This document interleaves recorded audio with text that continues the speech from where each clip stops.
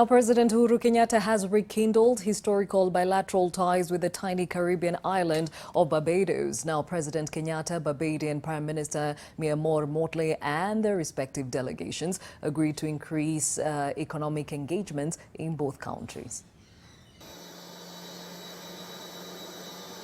President Uhuru Kenyatta is on a three-day state visit in the Caribbean nation of Barbados.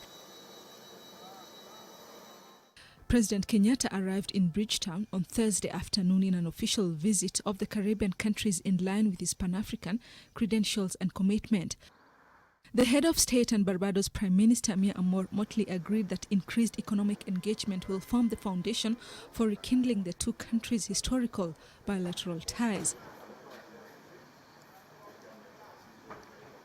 The pact, signed by Kenya's Foreign Affairs Cabinet Secretary Monica Juma and her counterpart Jeremy Walcott, were a memorandum of understanding on the establishment of a joint commission for cooperation and another one on political consultations. Terming Barbados as a strategic partner for Kenya in the Caribbean, President Kenyatta has invited investors to set shop in Kenya, saying his administration has created an enabling environment for both foreign and local businesses to thrive. Traditionally, Africans do not invest in the Caribbean in tourism, but there's absolutely no reason for it not to happen. And we believe that that investment shouldn't only be at the level of large investors or wealthy investors. We also really need to focus on economic collaboration.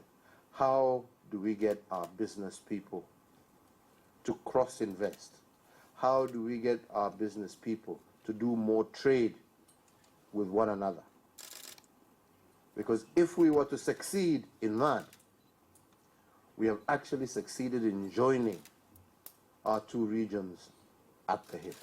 Kenya and Barbados have resolved to expand areas of cooperation and create more economic opportunities for citizens of the two nations. But we can add value by being that location from which the returns on investment can even be greater because of the domiciling of the enterprises in Barbados, and be able to reduce their level of taxation while affording still the level of protection in terms of investment.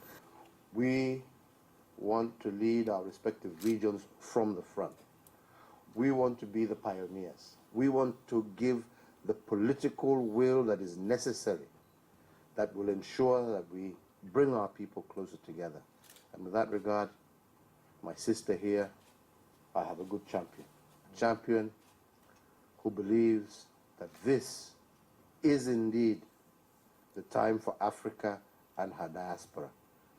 And that can only happen if we come together, stand together, and work together. Prime Minister Motley lauded the meeting, saying it proved the two countries have made significant progress in forging deeper relations. This has been not just a great experience from a nostalgic or historic point of view, but also a great eye-opener as to the tremendous potential that exists if we come together.